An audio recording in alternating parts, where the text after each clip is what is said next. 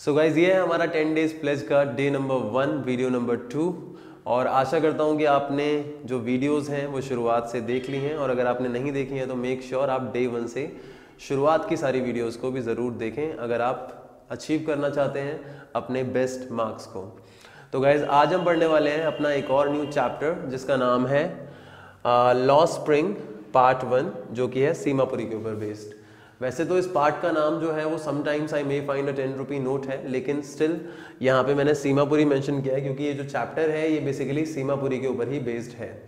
तो गाइज इस चैप्टर के अंदर है क्या, हमारे इस चैप्टर की राइटर जो है एनेस जंग, वो हमारे को बताती है बच्चों की कंडीशन के बारे में, चाइल्ड लेबर से जो एक्सप्लॉइटेड हैं और जो कहीं ना कहीं अपनी लाइफ में काफ़ी सारी प्रॉब्लम्स को फेस कर रहे हैं। तो यहाँ पे इस चैप्टर में हमारे को 2 पार्ट्स के बारे में बताया गया है। जो पहला पार्ट है वो सीमापुरी के ऊपर बेस्ड है और जो दूसरा पार्ट है वो फिरोजाबाद के ऊपर बेस्ड है। और इस पार्ट के अंदर हम सीमापुरी नाम की प्लेस के बारे में पढ़ने वाले हैं।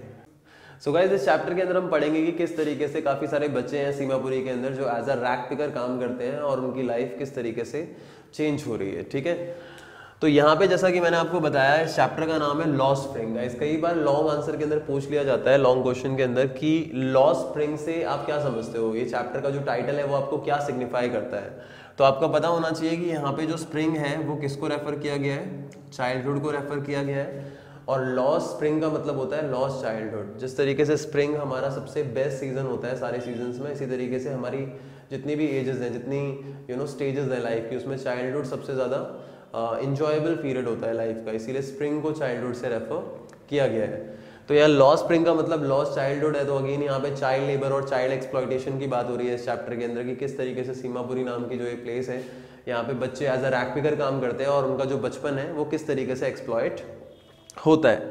तो यहाँ पे कुछ इंपॉर्टेंट क्वेश्चंस हैं जो मैं डिस्कस करने वाला हूँ और इस बेसिस पे पूरा पार्ट 1 हमारा कंप्लीट हो जाएगा। And again I am telling you ये क्वेश्चंस आपको जरूर अच्छे तरीके से प्रिपेयर करने हैं। ठीक है, तो गाइस सबसे पहला क्वेश्चन है what is ironic in the name of Sahib Alam. तो यहाँ पे एक नाम आता है साहिब आलम। तो मैं आपको बता दूं जो राइटर है एनेस जंग वो हमारे को इस चैप्टर में 2 प्लेसेस के बारे में बता रही है। फर्स्ट पार्ट में सीमापुरी के बारे में जो रैक पिकिंग के लिए मशहूर है, कूड़ा बीनने के लिए, और सेकेंड पार्ट के अंदर फिरोजाबाद की बात हो रही है जहाँ पे बैंगल मेकिंग के लिए फिरोजाबाद बहुत ज़्यादा जाना जाता है। ठीक है, तो यहाँ पे दोनों पार्ट्स के अंदर एनेस जंग ने हमारे को वहाँ की लाइफ और लिविंग कंडीशन के बारे में बताया है एक बच्चे के पॉइंट ऑफ व्यू से। इट मीन्स एक बच्चा जो है यहाँ पे उसके असिस्टेंस के साथ जो एनेस जंग है वो उस प्लेस को विजिट करती है और उन प्लेसेस के बारे में जानती है। तो जो फर्स्ट पार्ट है सीमापुरी वाला, उसके अंदर जो बच्चा है जो असिस्ट करता है एनेस जंग को, इट मीन्स बताता है वहाँ की कंडीशन के बारे में और उसको लेके जाता है वहाँ पे, उसका नाम है साहिब आलम।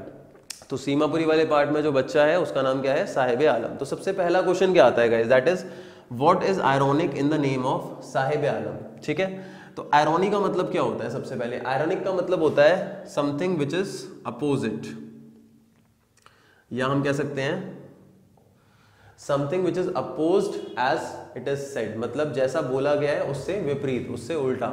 ठीक है, जैसे कि आप देख रहे हो साहिब आलम, उस लड़के का नाम क्या होता है, साहिब आलम होता है। और साहिब आलम का मतलब क्या होता है, लॉर्ड ऑफ यूनिवर्स, मतलब पूरे ब्रह्मांड का मालिक, पूरे ब्रह्मांड का कर्ता धर्ता। ठीक है, लेकिन ये जो साहिब आलम होता है ये होता कौन है, एक रैक पिकर। तो यहाँ पे आयरनी है, क्यों, क्योंकि उसके नाम का मतलब तो लॉर्ड ऑफ यूनिवर्स है लेकिन साहिब आलम में एक रैक पिकर है, तो उसका नाम जो है उसके प्रोफेशन को बिल्कुल भी सूट नहीं करता। तो ये उसके नाम में कहीं ना कहीं एक आयरनी है। ठीक है, क्वेश्चन नंबर 2 है डिस्क्रिप्शन ऑफ सीमापुरी। तो जब एनेस जंग विजिट करती है सीमापुरी को तो उसको वहाँ के बारे में क्या पता चलता है। तो यहाँ पे कुछ पॉइंट्स हैं जो आपको पता होना चाहिए।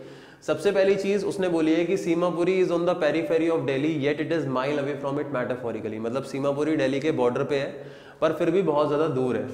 सीमापुरी दिल्ली के बॉर्डर पे है पर फिर भी वो दिल्ली से बहुत ज्यादा दूर है। तो ऐसा कैसे हो सकता है, सीमापुरी दिल्ली के बॉर्डर पे होने के बावजूद उससे काफी ज्यादा दूर कैसे हो सकती है, क्योंकि कहीं ना कहीं सीमापुरी दिल्ली की उन सारी की सारी फैसिलिटीज से, उस रौनक से, चमक धमक से बहुत ज़्यादा दूर है जो दिल्ली में हमारे को मिलती हैं। मतलब जो फैसिलिटीज़ दिल्ली में हैं, जो चमक धमक दिल्ली में है, वो सीमापुरी में दूर दूर तक नहीं है। तो ये चीज़ आपको पता होनी चाहिए डिस्क्रिप्शन में। दूसरी चीज़ कि यहाँ पे जो लोग रहते हैं वो कहाँ से बिलोंग करते हैं, बांग्लादेश से। बांग्लादेश में कहाँ से, ढाका से, जो यहाँ पे कब आए थे, 1971 में। क्यों आए थे, क्योंकि उनका जो खुद का घर बार था बांग्लादेश ढाका में वो स्टॉर्म की वजह से तबाह हो गया था और एज अ माइग्रेंट मतलब प्रवासी के रूप में वो यहाँ पे आके रहने लगे। यहाँ पे जो लोग रहते हैं वो किस में रहते हैं, स्ट्रक्चर ऑफ मड में रहते हैं। उनकी जो छतें होती हैं वो टीन और ट्रपलिन की होती हैं। वहाँ कोई सीवेज सिस्टम नहीं है, मतलब घर का पानी निकलने का रास्ता, ड्रेनेज सिस्टम नहीं है, बारिश का पानी निकलने का रास्ता, 24 घंटे रनिंग वाटर इधर से उधर रहता है, कीचड़ काफ़ी ज़्यादा होता है। उन लोगों के पास कोई आइडेंटिटी नहीं है, कोई परमिट नहीं है वहाँ रहने का। उन लोगों के लिए ज़्यादा इंपॉर्टेंट राशन कार्ड है, आइडेंटिटी नहीं है, क्योंकि राशन कार्ड से उनको ग्रेन फूड मिलता है, अनाज मिलता है, जो उनके लिए ज़्यादा इम्पॉर्टेंट है। ठीक है, तो यहाँ पे जब हम डिस्क्रिप्शन की बात करेंगे तो इन सारी चीज़ों को हमारे को डिस्क्रिप्शन के अंदर लिखना होगा। ठीक है, तो यहाँ पे हमने यहाँ पे एज अ स्क्वाटर रहते हैं, ये भी हम लिख सकते हैं। स्क्वाटर मतलब एक इलीगल तरीके से रहते हैं यहाँ पे, मतलब जो ज़मीन है उन्होंने कब्जा कर रखी है और वहाँ पे रहते हैं, और पॉलिटिकली उनको सपोर्ट मिल जाता है क्योंकि वो एक वोट बैंक की तरह वहाँ के पॉलिटिशियंस के लिए इस्तेमाल किए जाते हैं, मतलब उनको पॉलिटिकल एक्सप्लॉयटेशन भी उनका काफ़ी ज़्यादा होता है। तो गाइस डिस्क्रिप्शन ऑफ सीमापुरी, ये वाला जो क्वेश्चन है मैं आपको बता दूं, ये काफ़ी बार लॉन्ग क्वेश्चन के अंदर पूछा जाता है, तो ये आपको अच्छे तरीके से पता होना चाहिए। अब हम बात करते हैं गाइस नेक्स्ट क्वेश्चन की, that is how is garbage different for the people of Seemapuri. अब सीमापुरी के अंदर रैक पिकिंग का काम होता है, यहाँ पे बड़े छोटे सब रैक पिकिंग का काम करते हैं। तो क्वेश्चन कई बार ये भी आता है कि जो सीमापुरी है वहाँ पे जो रैक पिकिंग है वो डिफरेंट कैसे है, किस तरीके से रैक पिकिंग डिफरेंट है सीमापुरी के अंदर। तो यहाँ पे बड़े रहते हैं, बच्चे रहते हैं, तो बड़ों के लिए और बच्चों के लिए कूड़ा बीनने के जो मायने हैं वो काफ़ी ज़्यादा क्या है, डिफरेंट है। जैसे कि अगर हम बात करते हैं किसकी, एडल्ट्स की और चिल्ड्रन की, तो इनके लिए जो रैक पिकिंग है वो डिफरेंट है। जैसे कि एडल्ट्स के लिए ये सर्वाइवल है, उनकी डेली ब्रेड है, उनका सोर्स ऑफ इनकम है।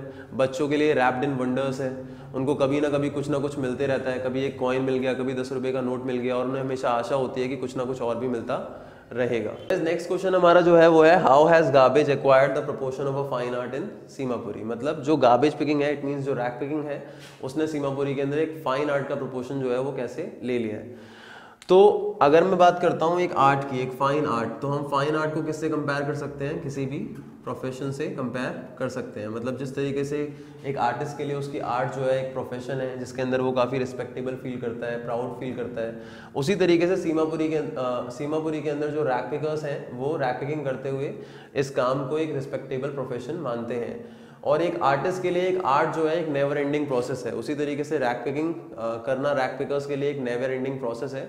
एक आर्टिस्ट को जिस तरीके से प्लेजर फील होता है अपनी आर्ट के अंदर, उसी तरीके से यहाँ पे जो रैक पिकर्स हैं उनको रैक पिकिंग करते हुए प्लेजर फील होता है।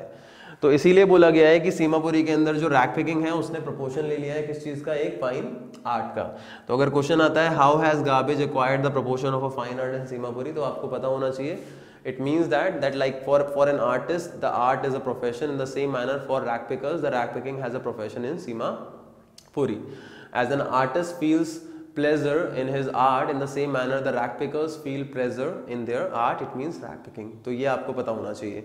अब हमारा लास्ट क्वेश्चन है was Sahib happy on getting a job. तो यहाँ पे हम बात कर रहे हैं साहिब, इट मीन साहिब आलम की। साहिब आलम जो कि एक रैक पिकर है जिससे राइटर मिलती है। तो लास्ट में जब राइटर जो है एनिस जंग वो साहिब को एक स्टील का कनस्टर उठाते हुए देखती है और एक मिल्क बूथ पे जाते हुए देखती है, तो उस टाइम पे वो उससे पूछती है कि साहिब तुम आजकल कहाँ रहते हो, क्या करते हो। तो साहिब यही बोलता है कि मैं अब एक टी स्टॉल पे काम करता हूँ जहाँ पे मुझे 800 रुपये महीने मिलते हैं, साथ में 2 वक्त का खाना मिलता है। राइटर उससे पूछती है कि क्या तुम खुश हो इस काम को करके। तो जो साहिब है उसका जो चेहरा है उस पर से जो चार्म है वो चला जाता है और उसके चेहरे को देख के यही पता चलता है कि वो इस काम को करके खुश नहीं है। हालांकि उसे 800 रुपये महीने मिल रहे हैं, 2 वक्त का खाना मिल रहा है, लेकिन स्टिल वो खुश नहीं है। क्यों? क्योंकि उसकी जो केयर फ्री लाइफ है, उसकी जो फ्रीडम है वो खो चुका है। वो बहुत खुश था रैक पिकिंग करते हुए, लेकिन अब इस काम को करते हुए वो बिल्कुल भी खुश नहीं है। जो स्टील का कनस्टर जिसमें वो दूध लेने के लिए मिल्क बूथ जा रहा है वो उसे ज़्यादा भारी लगता है उसके प्लास्टिक बैग से। इवन यहाँ पे भी आयरनी है। क्यों? क्योंकि एक्चुअली में वो स्टील का कनस्टर इतना भारी नहीं है, लेकिन स्टिल वो उसे भारी लगता है अपने प्लास्टिक बैग से, क्योंकि प्लास्टिक बैग को वो बहुत ही लाइटली कैरी करता था अपने शोल्डर्स पे, लेकिन ये जो स्टील का कनस्टर है वो उसके लिए काफ़ी ज़्यादा भारी है। And he is no longer master of his own choice, मतलब वो अपनी मर्जी का मालिक नहीं रहा। तो आई होप गाइज आपको ये समझ में आ गया होगा। ठीक है, इसके अलावा एक पॉइंट और मैं यहाँ पे मेंशन कर रहा हूँ, वो ये है कि एक टाइम पे ऐसा भी था चैप्टर के बीच में, जब राइटर जो है वो साहिब को देखती है और उससे पूछती है बुला के कि क्या तुम स्कूल जाते हो, तुम पढ़ते हो। तो साहिब यही बोलता है कि मैं स्कूल नहीं जाता। तो राइटर पूछती है क्यों?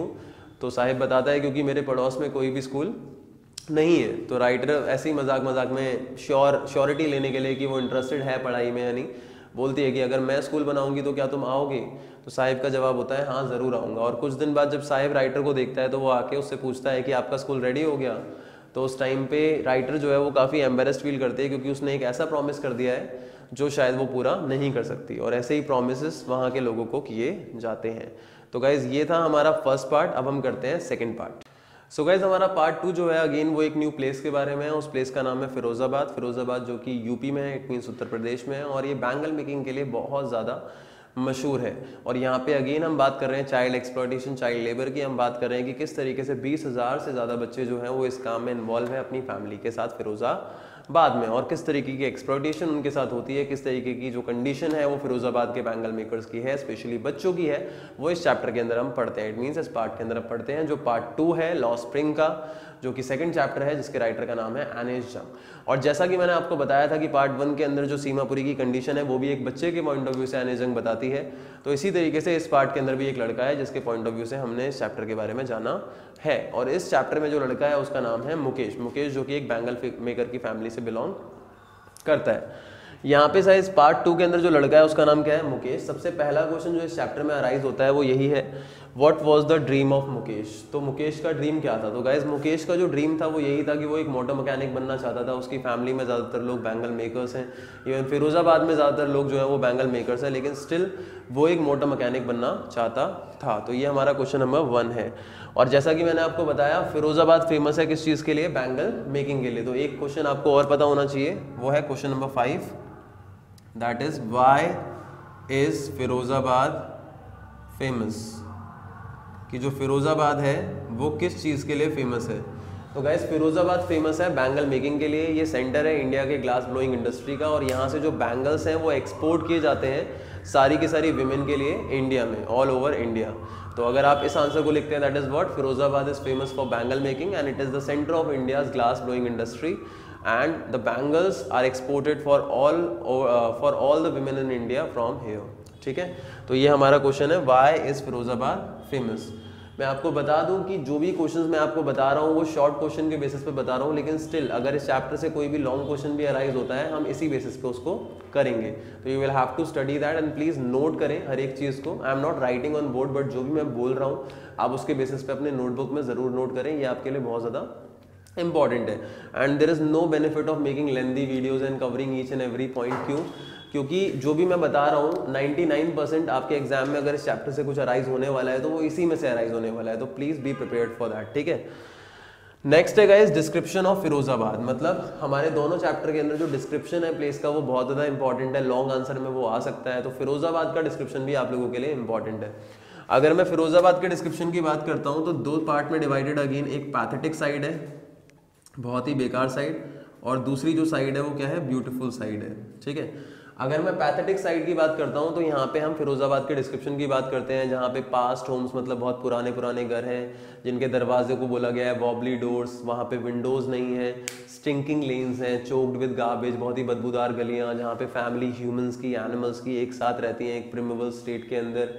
मतलब बहुत ही बेकार जगह है वो। ठीक है, और वहाँ पे डिंजी सेल्स में लोग काम करते हैं फर्नेस के अंदर एज अ बैंगल मेकर। तो ये सारी चीज़ें हमारे को एनेस जंग ने बताई है जब वो मुकेश के साथ उसके घर को विजिट करने के लिए जाती है। ठीक है, और अगर ब्यूटीफुल पार्ट की बात करें तो गाइस ब्यूटीफुल पार्ट ये है कि जब एनेस जंग वहाँ जाती है तो वहाँ पे वो हर एक गली के नुक्कड़ पे, हर एक गली के अंदर, हर एक गली कूचे पे और हर एक काट पे और हर एक जगह घरों के अंदर उसको सिर्फ चूड़ियाँ दिखाई देती हैं, और वो चूड़ियाँ हर एक रंग की होती हैं। मतलब इंद्रधनुष के जो 7 रंग हैं उनको मिला के जितने भी रंग बन सकते हैं उन सारे रंगों की चूड़ियाँ उसे वहाँ पे नजर आती हैं। तो ये बहुत ही खूबसूरत पार्ट है वहाँ पे फिरोज़ाबाद का। ठीक है, और इसके अलावा वहाँ पे वो घरों के अंदर लाइक बच्चों को काम करते हुए देखती है, लड़कियों को काम करते हुए देखती है। इवन वो ये भी कहती है कि इन बच्चों को पता होगा या नहीं पता होगा बैंगल, इट मीन्स चूड़ी की सैंक्टिटी, पवित्रता के बारे में, कि उसकी अहमियत क्या होती है, उसका महत्व क्या होता है एक इंडियन वीमेन की लाइफ के अंदर।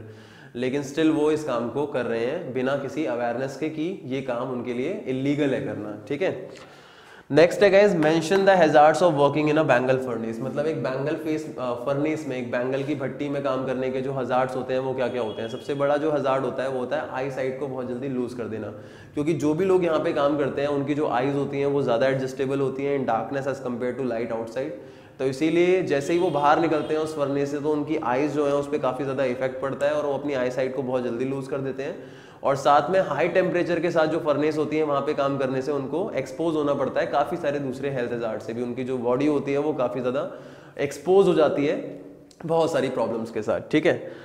नेक्स्ट है guys, why do not the people of Firozabad make a cooperative. मतलब जब एन एस जंग वहाँ जाती है और मुकेश के घर को विजिट करने के बाद जब बाहर निकलती है तो वहाँ पे काफ़ी सारे लोगों से वो बात करती है, बड़े बुजुर्गों से वो बात करती है, तो वो यही बोलती है कि आपकी जो प्रॉब्लम्स हैं उनसे आप सफ़र कर रहे हो, इससे बाहर निकलने के लिए आप कोई कोऑपरेटिव क्यों नहीं बनाते हो, कोई समूह क्यों नहीं बनाते हो, ठीक है, अपना कोई संगठन क्यों नहीं बनाते हो, ताकि मिडल मैन को आप एलिमिनेट कर सको, आपका अच्छा खासा प्रॉफिट हो पाए। तो ज़्यादातर लोग यही कहते हैं कि अगर हम कोई कोऑपरेटिव बनाएंगे, कोई संगठन बनाएंगे तो हमारे को मारा जाएगा, पीटा जाएगा, ड्रैग करके जेल में डाल दिया जाएगा कोई इलीगल काम करने के लिए, क्योंकि वो लोग अवेयर नहीं है अपनी राइट्स के बारे में, वो अनएडुकेटेड है, इलिटरेट है। तो कहीं ना कहीं उनका मानना है कि being a bangle maker they will have to make bangles. अगर वो बैंगल्स बनाने के अलावा कोई और काम करते हैं तो शायद उनको पीटा जाएगा, मारा जाएगा, इसीलिए वो कोई दूसरा काम करना नहीं चाहते हैं।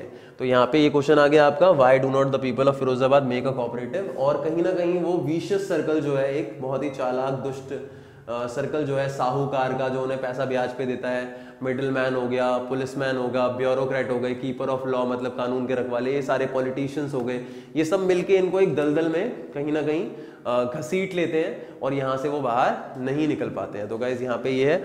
इवन मैं एक्स्ट्रा में बताऊँ तो जब मुकेश के घर पे जाती है एन एस जंग, तो वहाँ पे वो देखती है कि उसका जो घर है वो एक हाफ बिल्ट शेक है, लेकिन मुकेश ने पहले उसे बोला था कि मेरा घर रीबिल्ट हुआ है। तो ये देख के वो काफ़ी शॉक्ड होती है कि उसका घर रीबिल्ट है लेकिन स्टिल एक हाफ बिल्ट शेक होता है। और वहाँ पे वो मिलती है मुकेश की दादी से, उनसे भी बात करती है और पूछती है कि आपके बेटे ने कभी कोई दूसरा काम करने की कोशिश नहीं की। तो उसकी दादी यही बोलती है कि can a God given lineage ever be broken, क्या भगवान के द्वारा लिखा गया तुम्हारा भाग्य कभी बदला जा सकता है। क्योंकि उसकी दादी का भी यही मानना होता है कि मेरे बेटे का जन्म एक बैंगल मेकर की कास्ट में हुआ है तो वो वही काम करेगा। तो इसका मतलब ये लोग अपनी राइट्स के बारे में अवेयर नहीं है, अनएडुकेटेड है, जिसकी वजह से उनका ये मानना है कि अगर हमारा जन्म जो है बैंगल मेकर की कास्ट में हुआ है तो हमें यही काम करना है और कोई दूसरा काम नहीं करना। तो गाइज आई होप आपको ये भी समझ में आ गया होगा, ये क्वेश्चंस भी समझ में आ गए होंगे पार्ट 2 के लॉ स्प्रिंग के। और जैसा कि मैंने आपको बताया ये है हमारा डे 1 वीडियो नंबर 2। और गाइज जो भी क्वेश्चंस मैंने यहाँ पे सामने लिख रखे हैं, अगर आपके पास उनके नोट्स नहीं है तो डिस्क्रिप्शन बॉक्स में जो हमारे नोट्स अवेलेबल हैं उसके थ्रू आप नोट्स ले सकते हो और जितने भी क्वेश्चंस हैं उनके आंसर अच्छे से स्टडी कर सकते हो। और मैं ज़रूर चाहूँगा कि जब भी आपका इस चैप्टर से क्वेश्चन आता है तो आपका इसमें से ही आएगा और आप एज इट इज़ आंसर को लर्न करके उसको लिखें। और अगर आपको थोड़ा सा भी आइडिया नहीं है लेकिन इतना आइडिया इस चैप्टर से है तो जो भी इस चैप्टर के बारे में पता है वो भी आप ज़रूर लिखें। So guys thank you so much for watching this video and now see video number 3 for day 1।